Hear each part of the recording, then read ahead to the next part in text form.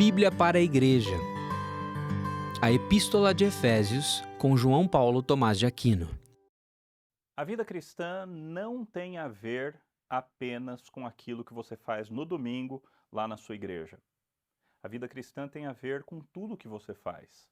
O jeito que você é pai, o jeito que você é mãe, o jeito que você é marido ou esposa, o jeito que você é um funcionário ou um patrão. O texto de hoje, de Efésios, fala exatamente a respeito disso. Nós estamos no programa Bíblia para a Igreja e hoje nós vamos estudar Efésios capítulo 6, versículos 5 a 9. O texto nos diz assim: Quanto a vocês, servos, obedeçam a seus senhores aqui na terra com temor e tremor, com sinceridade de coração, como a Cristo, não servindo apenas quando estão sendo vigiados, somente para agradar pessoas, mas como servos de Cristo, fazendo de coração a vontade de Deus. Sirvam de boa vontade, como se estivessem trabalhando para o Senhor e não para pessoas. Sabendo que cada um, se fizer alguma coisa boa, receberá isso outra vez do Senhor. Seja servo, seja livre. E vocês, senhores, façam o mesmo com os servos, deixando as ameaças, sabendo que o Senhor, tanto deles como de vocês, está nos céus, e que ele não trata as pessoas com parcialidade. Na época que Paulo escreve esse texto, a escravidão era um fenômeno muitíssimo comum no Império Romano. Havia milhares de escravos espalhados. Alguns escravos serviam dentro das casas, outros escravos tinham até uma posição bastante honrosa, porque eram escravos muito próximos dos seus senhores, mas a maioria dos escravos era muito maltratada, trabalhava em lavouras, em condições bastante complicadas. E mesmo assim, Paulo escreve para os escravos. E ele dá instrução aos escravos que, ao se submeterem aos seus senhores segundo a carne, eles estão obedecendo a Deus e, consequentemente, se enchendo do Espírito Santo de Deus. Eu sei que esse assunto é muito delicado e nós não vamos tratar dele com profundidade, mas é isso que o texto bíblico fala. O texto bíblico não está a priori falando a respeito de alguém que trabalha numa condição bastante tranquila, como da CLT, como das leis trabalhistas do Brasil, tranquila em comparação à escravidão do primeiro século. Então, se mesmo os escravos do primeiro século deveriam ouvir esse texto e obedecê-lo, quanto mais nós, trabalhadores do século XXI. O que o texto nos diz, então? Quanto a vocês, servos, escravos, funcionários, obedeçam aos seus senhores aqui na terra, com temor e tremor. Vejam que existe uma obrigação da sujeição, uma obrigação da obediência, uma obrigação de servir de maneira correta. E aí Paulo então qualifica isso de maneira muito detalhada.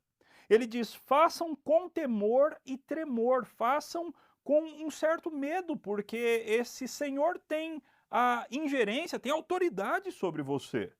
Faça com sinceridade de coração. Não sirva de maneira falsa, não nutra sentimentos ruins contra o seu patrão, mas faça com sinceridade de coração, faça como a Cristo. Aqui é muito forte.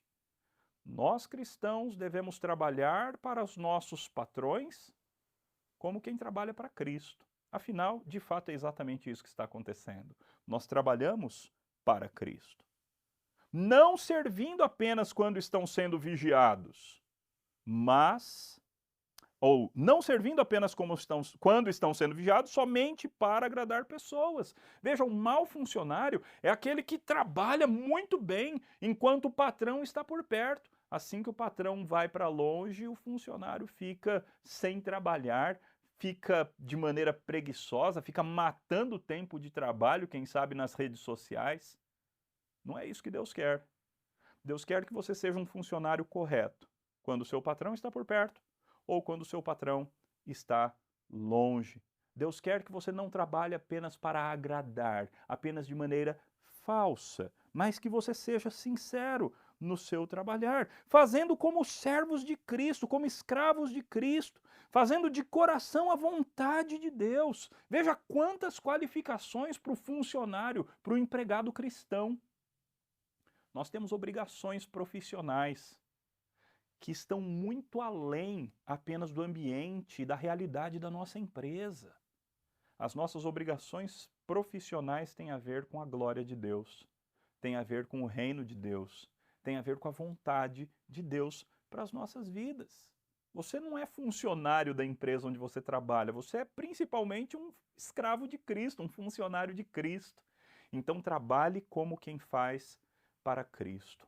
É claro que uma das implicações disso é que se o seu patrão pede que você se corrompa de alguma forma e faça algo contrário à vontade de Deus e à vontade de Cristo, você então tem que dizer: isso eu não posso fazer, porque o meu principal patrão não é o Senhor, a despeito de todo o respeito que lhe tenho. O meu principal patrão é o Senhor Jesus Cristo. Paulo continua dizendo: sirvam de boa vontade, como se estivessem trabalhando para o Senhor e não para pessoas. E finalmente vem a promessa: sabendo que cada um, se fizer alguma coisa boa, receberá isso outra vez do Senhor. Seja servo, seja livre. Quando você sai para trabalhar, na segunda, terça, qualquer dia da semana, você trabalha de noite, trabalha de dia, independente de onde você trabalha, o que você faz, se é um serviço honroso aos olhos dos homens ou se é um serviço desprezível aos olhos das outras pessoas. Você faz para Cristo. E se é para Cristo, vale a pena. E é Cristo quem vai te recompensar se você for um bom funcionário.